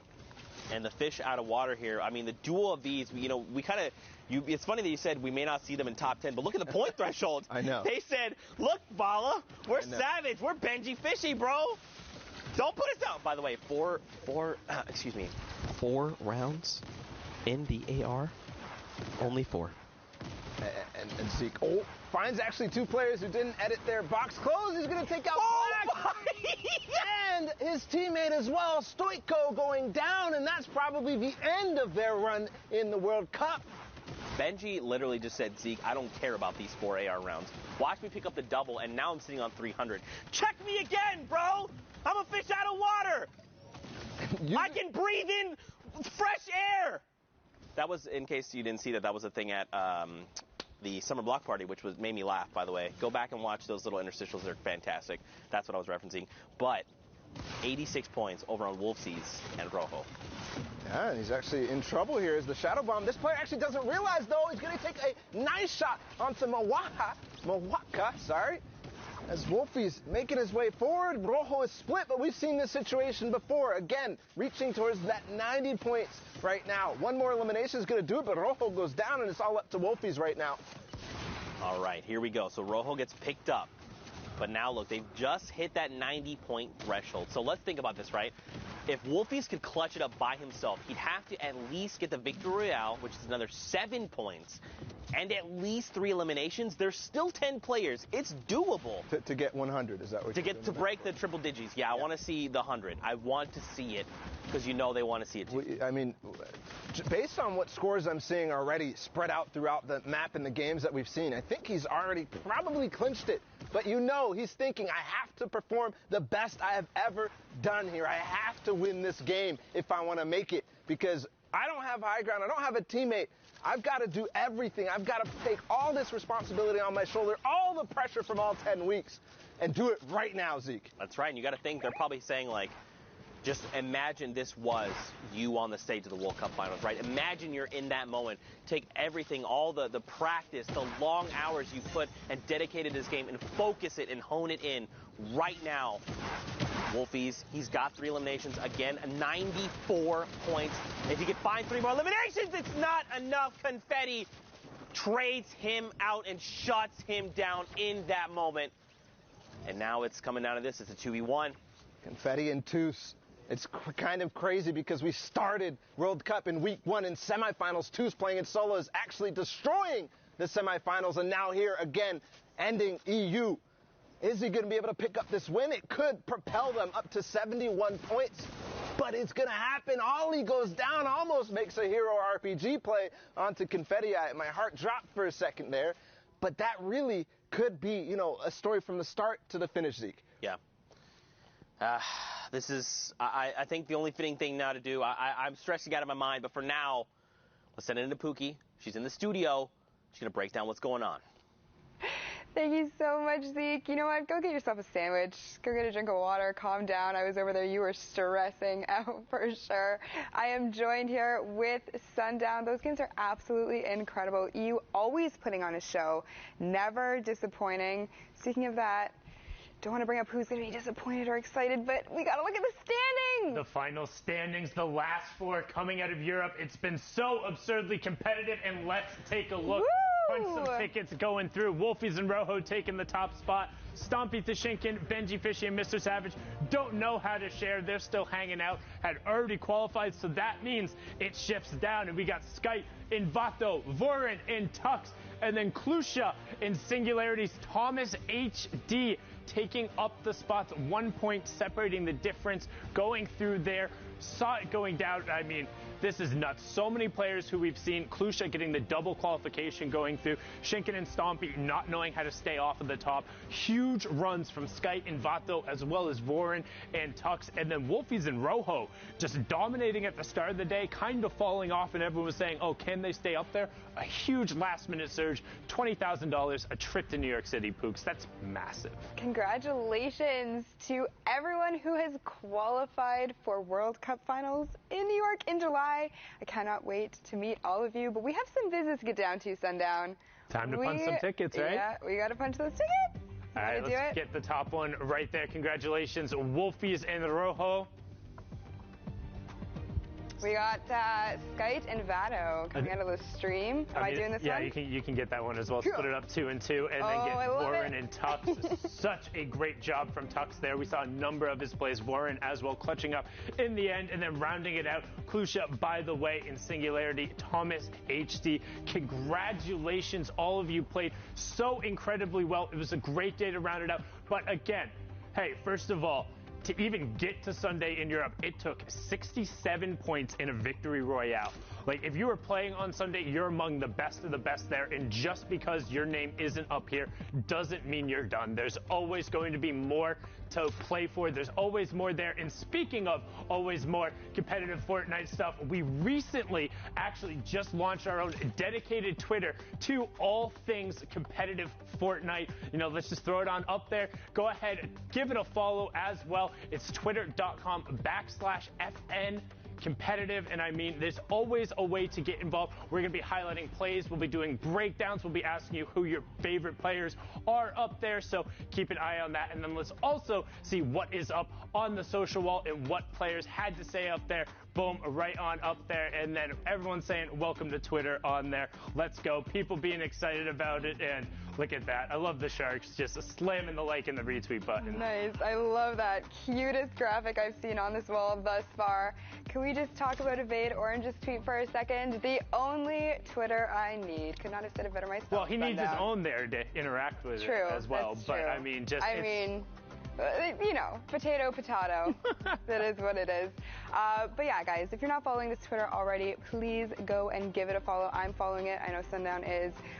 Tweet to us on there. We'll be replying to stuff all day today. But you know what? I feel as though you know, we've seen a lot of games coming out of Europe today. You know, we've seen a lot of people, you know, punch their tickets. Congratulations to everybody so far. I cannot personally wait to get into the next set of games. So before we do that, we are going to go to a quick break. Do not go anywhere, because when we come back, we'll have more Fortnite action.